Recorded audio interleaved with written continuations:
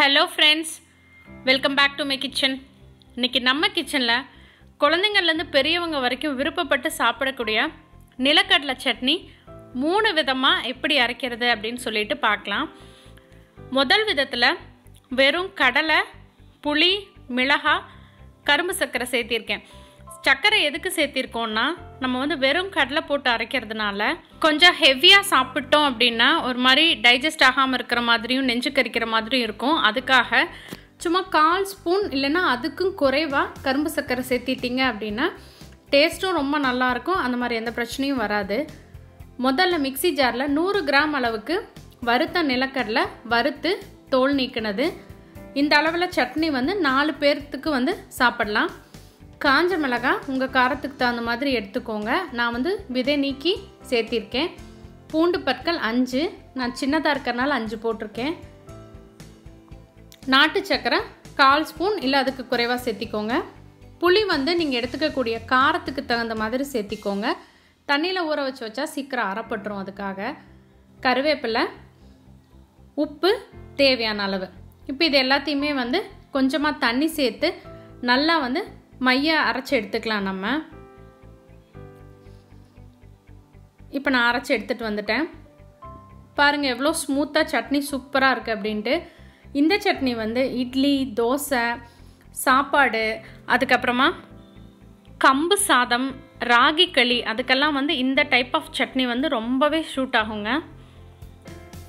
அடுத்த டைப் பார்த்திங்கன்னா இதில் தேங்காய் துருவல் சேர்த்து அரைச்சிருக்கேன் நான். இது கோதுமை ரவை, இட்லி, தோசை, சாப்பாட்டுக்கெல்லாம் நல்லாயிருக்கும். இதுவும் 4 பேர் வரைக்கும் நம்ம சாப்பிடலாம். நான் 100 கிராம் அளவுக்கு துருவன தேங்காய் எடுத்திருக்கேன். 100 கிராம் அளவுக்கு வறுத்து தோல் நீக்கின நிலக்கடலை, காஞ்ச மிளகாய் உங்கள் காரத்துக்கு தகுந்த மாதிரி எடுத்துக்கோங்க.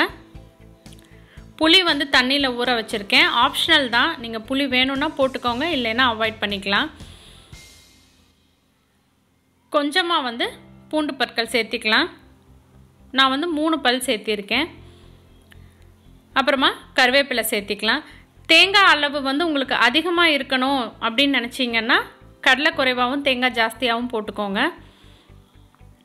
தேவையான அளவுக்கு உப்பு சேர்த்திட்டு இது எல்லாத்தையுமே தண்ணி ஊற்றி அரைச்சிக்கலாம். இதில் தேங்காயும் கடலையும் உங்கள் விருப்பப்படி சேர்த்திக்கோங்க. நான் சரிக்கு சரி சேர்த்திருக்கேன். நீங்கள் தேங்காய் அதிகமாக வேணுன்னா அதிகமாக சேர்த்திக்கோங்க. சூப்பராக நம்மளுடைய சட்னி ரெடி ஆகிடுச்சு. அடுத்த டைப் பார்த்திங்கன்னா புதினா வச்சு அரைக்க போகிறது. இதில் புதினாவை நம்ம வதக்காமல் சேர்த்துறது தான் இதனுடைய ஸ்பெஷாலிட்டி. புதினா ஃப்ளேவர் பிடிச்சவங்களுக்கு ரொம்ப பிடிக்கும் இந்த சட்னி. புதினா கைப்பிடி அளவு எடுத்துக்கோங்க. உங்களோட ஒரு கைப்பிடியில் எவ்வளோ வருதோ அந்த அளவுக்கு ஃப்ரெஷ்ஷான புதினா இலைகள்.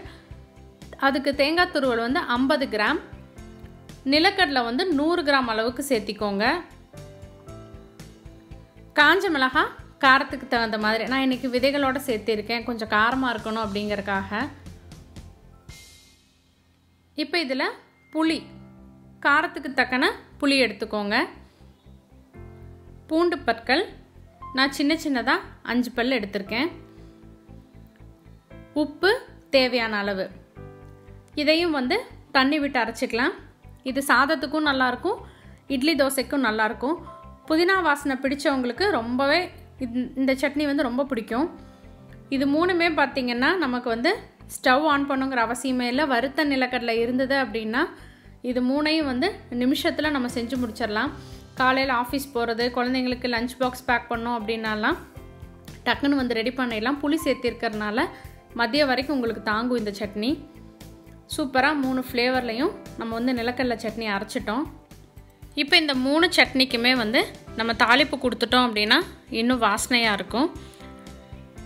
நான் 3 சட்னிக்கும் சேர்ந்து இதே தாளிப்பை சேர்க்க போகிறேன். அதனால் தேங்காய் எண்ணெய் கொஞ்சம் அதிகமாக தான் சேர்த்திருக்கேன். இதில் தாளிக்கிறதுக்கு நம்ம கடுகு போட்டுக்கலாம். மிளகாய் வத்தல் உடைக்காமல் போட்டுக்கோங்க. நான் எல்லாத்துலேயுமே நம்ம காரம் போட்டிருக்கோம். அதனால் அந்த வாசனைக்காக மிளகாய் உடைக்காமல் போட்டுட்டு கருவேப்பிலை கொஞ்சம் சேர்த்திக்கலாம்.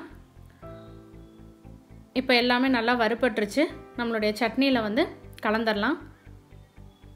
சூப்பரான குழந்தைங்களுக்கு ஃபேவரட்டான நிலக்கடலை சட்னி ஹெல்த்தியாக 3 ஃப்ளேவரில் நமக்கு ரெடி ஆகிடுச்சு.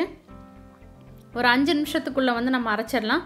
ஒவ்வொரு சட்னியுமே வந்து 4 பேர் வரைக்கும் நம்ம யூஸ் பண்ணிக்கலாம். உங்களுக்கு இன்னும் டைல்யூட் பண்ணோம் அப்படின்னா தண்ணி ஊற்றி டைல்யூட் பண்ணிக்கோங்க. கண்டிப்பாக எல்லோரும் ட்ரை பண்ணி பார்த்துட்டு ரெசிபி எப்படி இருந்தது அப்படின்னு எங்களுக்கு கமெண்ட் பண்ணுங்கள். வீடியோ உங்களுக்கு பிடிச்சிருந்தா உங்கள் ஃப்ரெண்ட்ஸ் எல்லாத்துக்கும் ஷேர் பண்ணுங்கள், லைக் பண்ணுங்கள். மறக்காமல் நம்ம சேனலை சப்ஸ்கிரைப் பண்ணிடுங்க. தேங்க்யூ.